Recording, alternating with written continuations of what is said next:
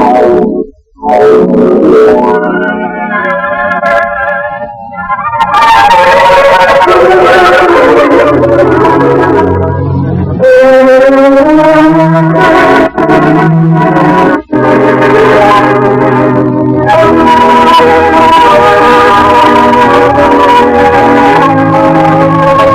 years roll back,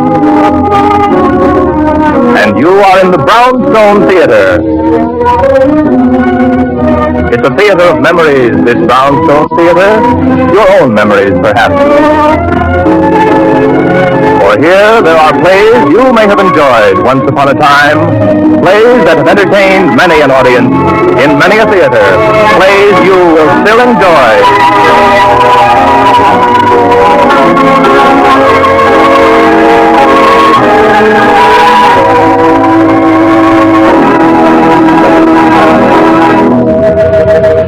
You are in your seat at the Brownstone Theater now, and sitting beside you is a distinguished American drama critic and author, a knowing and charming gentleman, Clayton Hamilton.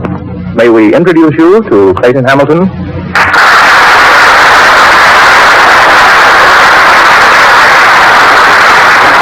Good evening. I'm delighted to meet you. Delighted to welcome you to this interesting old place, a theater of my memories and of your imagination. Play tonight is The Lion and the Mouse, by one of the most successful playwrights in the history of the American stage, Charles Klein. Real theater. And it presents fine acting opportunities for our Brownstone Theater stars, Gertrude Warner and Jackson Beck. By the way, it might interest you to know that I saw this play when it was first produced at the Lyceum Theater in New York. That was in November 1905. Of course, I was merely a youngster then, but I loved the theater, and I still love it. So I'm looking forward to this Brownstone Theater version of The Lion and the Mouse, a story of a powerful man and, well, let us say, a still more powerful young woman. Jackson Beck will play John Burkett Ryder, the Lion, and Gertrude Warner will appear as Shirley Rossmore, the legendary mouse.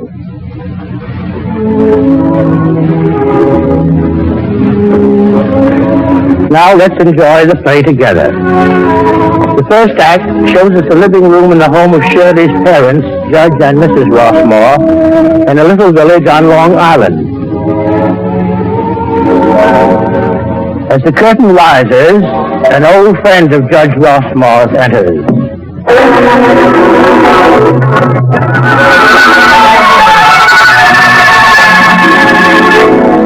Hello, Judge. Mrs. Rossmore. Well, this is a one-horse town, and no mistake. Why did you ever pick out a place like this? Because we have to live within our means, Mr. Scott. Besides, no one knows us here. Well, stop. Where's Shirley? At the depot, waiting for the hack to drive back for her.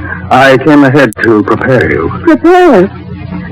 Is she very upset by the news? Yes, how did she take it? Well, the fact is, she doesn't know. You mean? You haven't told her yet? No. Oh, Stott, you promised you would. Oh, there's the carriage. She's here. Well, Judge, I didn't have the heart to tell her. I couldn't tell a girl returning from a wonderful vacation that her father is...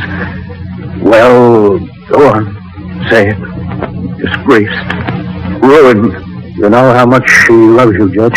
Yes. I'd rather face a dozen juries than tell my own daughter. Shirley! Mom! Oh, I'm so glad to see you. So glad to see you. 6 months of love has made me so happy. Well, Dad, say something. Don't just stand there looking at me. Well, dear, What's the matter, Dad? You've changed so. And it's plain. It isn't really love, is it? Surely it is a little bit of a place, but it's the best we can afford. The best we can afford? Yes, Shirley. Your father has lost everything. I'll tell her myself, Martha. Tell me what? Shirley, a few months ago, I handed down several decisions from the bench that were against the interest of a number of very rich men. Good for you. You don't understand, child. These men are powerful, very powerful. They pull strings. They want me off the bench. Well, They've accused me of accepting bribes. Bribes? You? You of all people? Oh, Dad. Oh, it's a clever frame-up, Shirley. Very clever. And the worst of it is, Ready Money Ryder is behind it. Ready Money Ryder? Dad, I'm interested in this man. I know his son very well. Why are you so sure that he... Years ago, Shirley, he and I were friends. I wrote him 2 letters telling him I wanted to invest my money in his concern and asking him if it was safe. If Ryder had brought those letters to the inquiry, it would have helped your father, but he didn't even answer our request to produce them. Well, couldn't you have forced him? Shirley, we couldn't even get near him. And that's not the only reason we're so sure Ryder's behind this deal. After one of the adverse decisions your father handed down, Ryder was heard to swear he'd have him off the bench inside of a year. He's doing it too, Shirley. Your father will be disgraced. Oh, Mom, cheer up. You and I have to be just as brave as Dad. We're not helpless just because we're women. This is my problem, Shirley, not yours. Let me tell you something, Dad. I've been selling some short stories lately to Universal Magazine, and I've nearly finished a new book. And who do you suppose is the central character? It's John Burkett Ready Money Ryder. Ryder? Oh, I don't use his real name in the book. I call him John Broderick. Of all the men in America, Shirley, why did you choose Ryder? Because he's an interesting man. I met his son, Jeff, in Paris. Jeff told me a great deal about his father. The old man's a colossus, a true financial genius.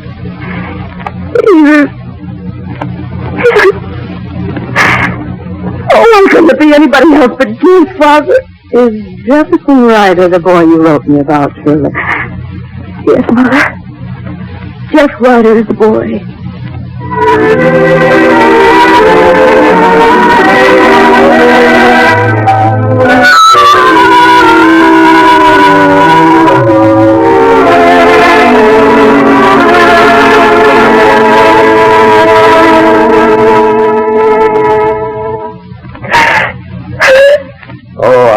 I thought I'd find you down here alone, Shirley.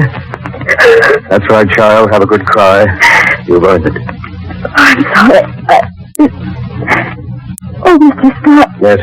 Tell me straight out. How bad are Dad's finances? Very bad, Shirley. He's lost everything. And the disgrace? The disgrace was part of the scheme. They gave him more stock than his contract entitled him to. Then they accused him of having taken it in payment for some professional favor. Well, why don't we proceed against him? How can we? No proof. Suspicion is not evidence. Oh, it's disgraceful. That's what it is. It seems to me we can fight everything with money. Well, I'm going to fight it. I'm going to fight John Burkett Ryder. You think you can beat several $1 million? I can try. And John Ryder is married. Yes, I know. But he has a son. And you know the son? Yes. I know him very well. And you think? I don't know. But I'm going to try. Very well, my dear. I'll do whatever I can to help, but I'm afraid it won't be very much. Oh, dear. Why couldn't it be anyone but your father?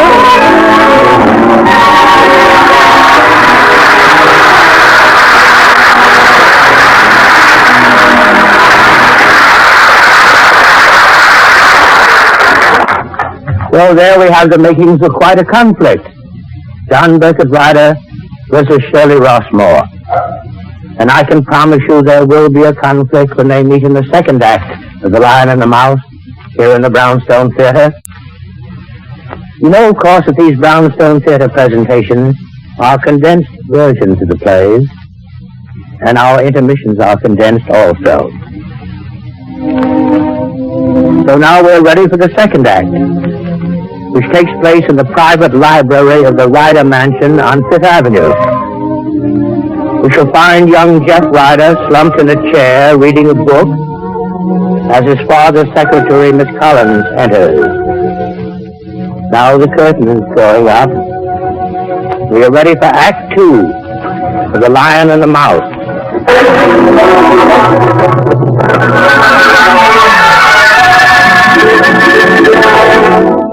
Hello, Collins. What seems to be the trouble? That authoress, Stella Green, is coming to at 4:30 this afternoon. Oh, my, I don't know what your father's going to say to her. Stella Green? Wasn't that the girl everyone's talking about? Yes. She had the impertinence to put your father in a book and call it The Great American Octopus. Haven't you read it? No. I know Father pretty well without reading up on him. What did the great American octopus have to say about the book? Oh, dear, I'm afraid I can't repeat your father's remarks. Yes, my boy.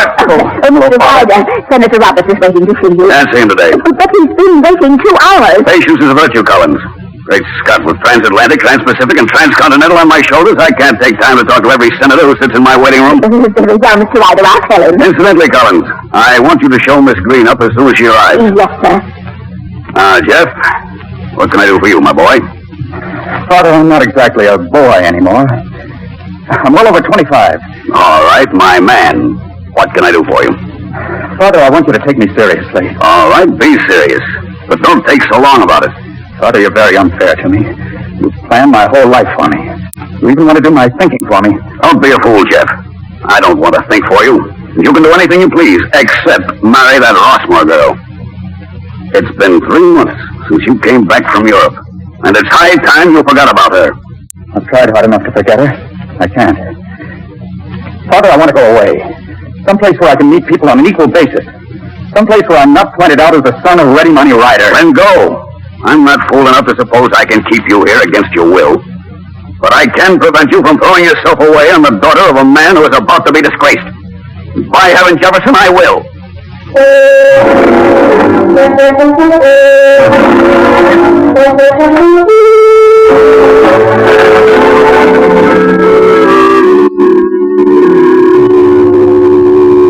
Miss Green is here, Mr. Ryder. I came right up. I hear formality.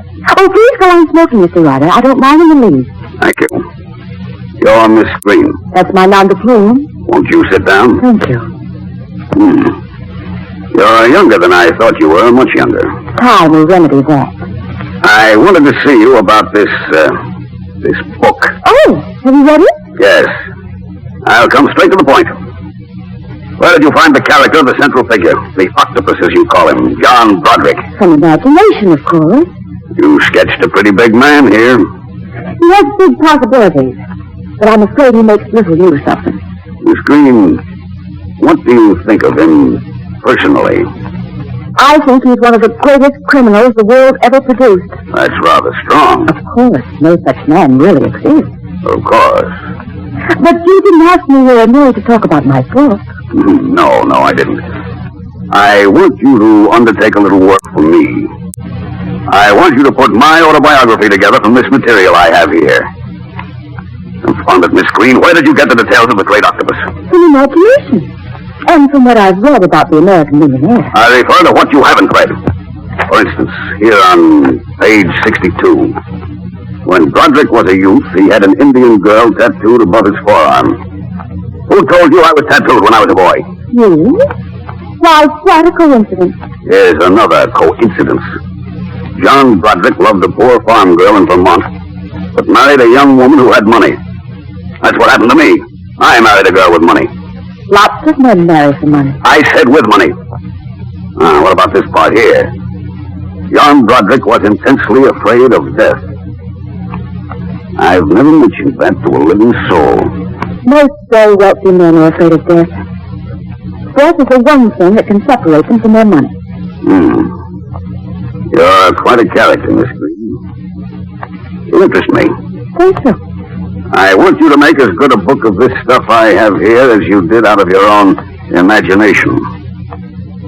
What's the matter? Don't you think my life would make good reading? I don't think my ability to make money is any reason for rushing into print. Well, that's an interesting point of view. You know, I've never met anyone in my life quite like you. You're a great student of men, aren't you, Mr. Ryder? Yes? Why don't you study women?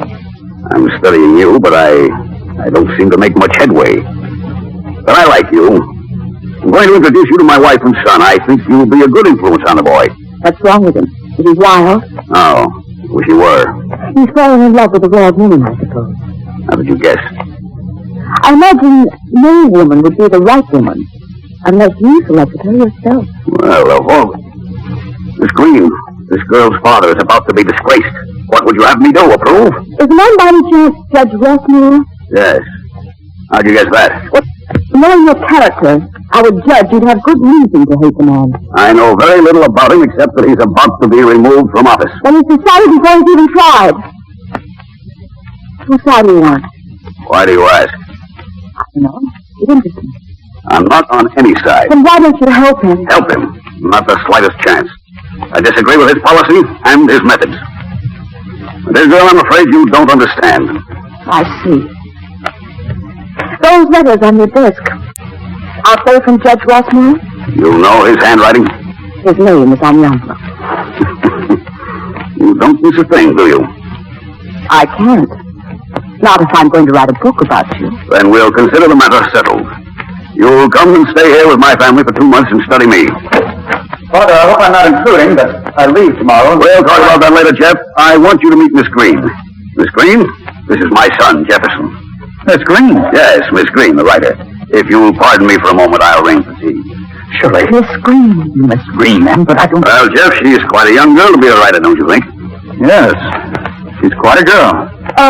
Mr. Ryder, before I forget, I want the keys to your desk. Father's private desk? Miss Green is here to study me. She'll have access to all of my private papers. Here you are, my dear. Well, that's interesting. You know, Father, I've changed my mind. I wouldn't leave this house for anything right now.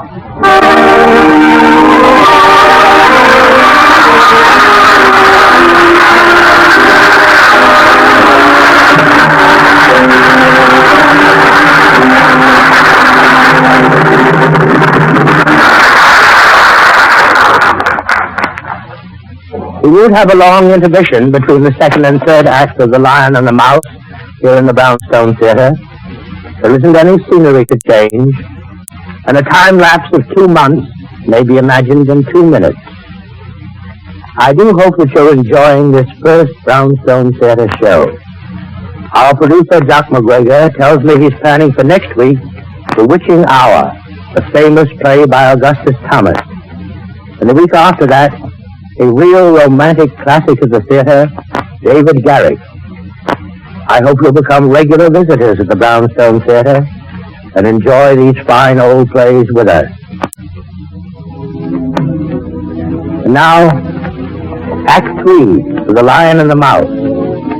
John Ryder and his son are going to have it out. And as the curtain goes up on the scene, the Ryder Library, Mr. Ryder is seated behind his great mahogany desk, facing his son.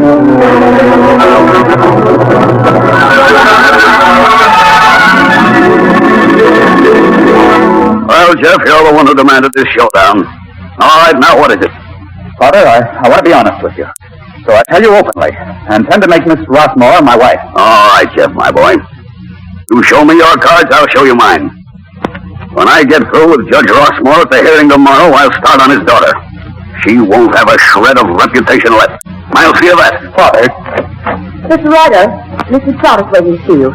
She's been waiting over an hour. Says it's a matter of life and death. That has nothing to do with me. One moment, Mr. Ryder. You must see him. I know who he is. Your son has told me. What's Jeff have to do with Stott? Mr. Stott is one of Judge Rossmore's advisors. I think you'd better see him, Mr. Ryder.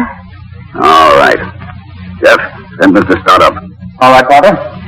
There's one thing I don't like about you, Miss Green. I allow you to make up my mind for me. I don't know why I do it. Mr. Stott is here, Mr. Ryder. Perhaps I'd better go. No. Mr. Stott won't be long, I promise you. I must apologize for intruding at this unseemly hour, sir, but time is precious. If anything is to be done for Judge Rossmore, it must be done tonight. The matter is in the hands of the committee. The committee's against him. If he's disgraced, it means his life. He's a sick man, Mr. Ryder. You didn't come here tonight to tell me this. What's on your mind? These letters I have here prove that you were acquainted with the fact that Judge Rossmore bought those shares as an investment and did not receive them as a bribe. Why didn't you produce them at the trial? I only received them last night in the mail. But if you came forward and admitted he wrote them to you... I can do nothing in the matter, sir. Then I'll publish them in every newspaper in the country. The letters prove nothing. We might not be able to prove Judge Rossmore's innocence legally, but the newspapers can make a strong case against you morally. I've been attacked by the papers before. Tell me, Mr. Stott, how do you happen to have these letters in your possession? I told you, sir, they were mailed to me. And who mailed them? That I cannot answer. You don't have to. I know. I'm not a complete fool. That Rossmore girl's behind this. You know. Of course I know. She's made a thief of my son. Ellen! Ellen! Yes, Mr. Ryder. You called for me. Tell Mr. Jefferson I wish to see him down here at once. Yes, sir. And now, Mr. Stott, I believe there's nothing further to be said. As you please.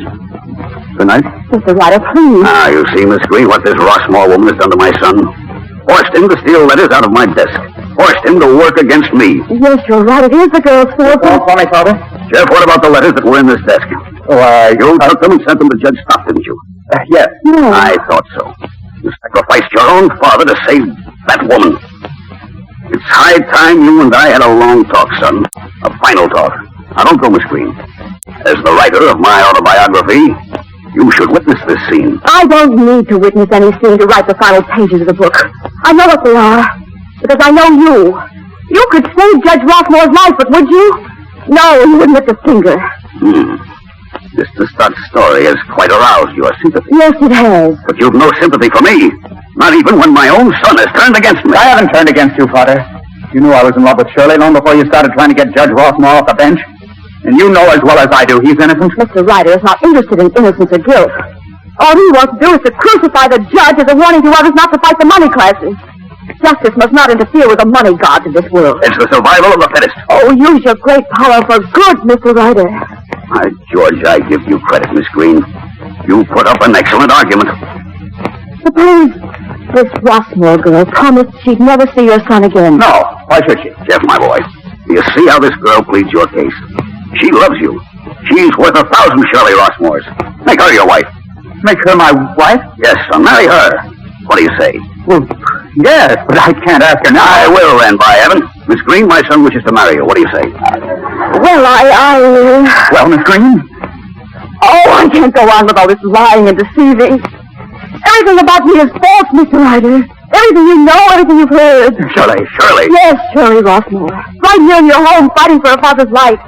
I'm the woman your son loves. I took those letters. You're Shirley Rossmore. Mr. Ryder, I swear that if you'll testify before the committee tomorrow on my father's behalf, I'll never see your son again. Shirley, you can't. Oh, just forgive me. It's for not my father's life. So, you wormed your way into my confidence. You tricked me, fooled me. And now you have the brazen impudence to plead with me for your father's life. My word of honor on it. You will leave this house tomorrow morning. Shirley, you and I will leave together. If you dare, Jeff. No. I came alone and I'll go alone. But not tomorrow. I'll leave tonight. I'll go to the courts without your aid. I'll go down on my knees and beg for my father's life. I'll tell him the truth. Marry your son, indeed. No, thank you, Mr. Ryder.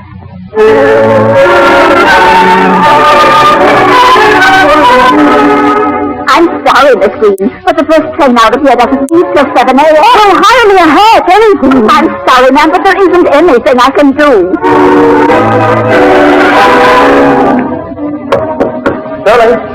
Shirley, darling. Go away, Jeff. I won't talk to you. But Shirley. I said no. Who is it? Miss Collins. Mr. Ryder set me up with this check in full payment of your services. Tell Mr. Ryder I don't want his money. And you might also tell him he can't buy a clear conscience with a checkbook.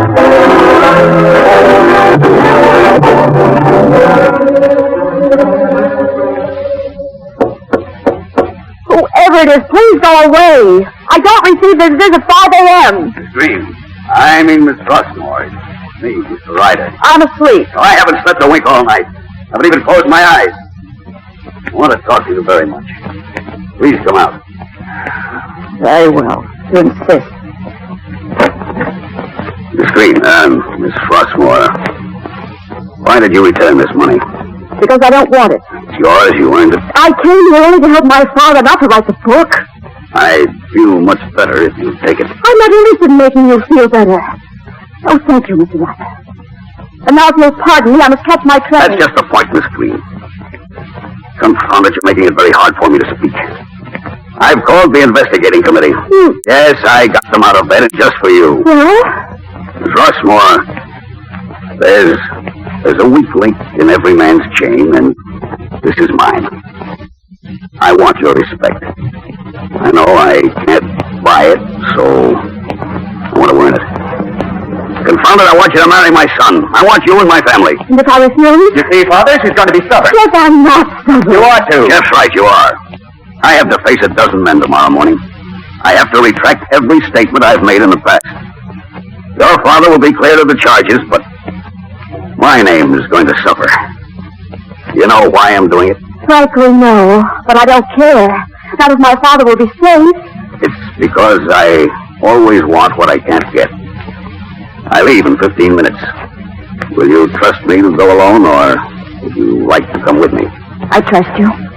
But I'd like to go alone. Shirley, what about me? Confound it, Jeff. Kiss the girl. You'll never win a woman's heart that way. But not in public.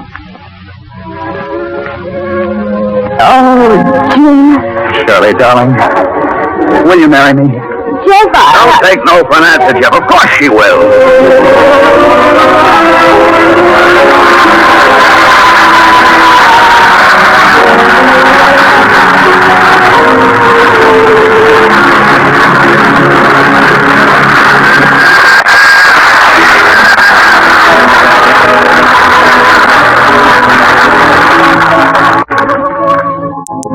Well, the years have rolled back to the last half hour as we sat together in the Brownstone Theater.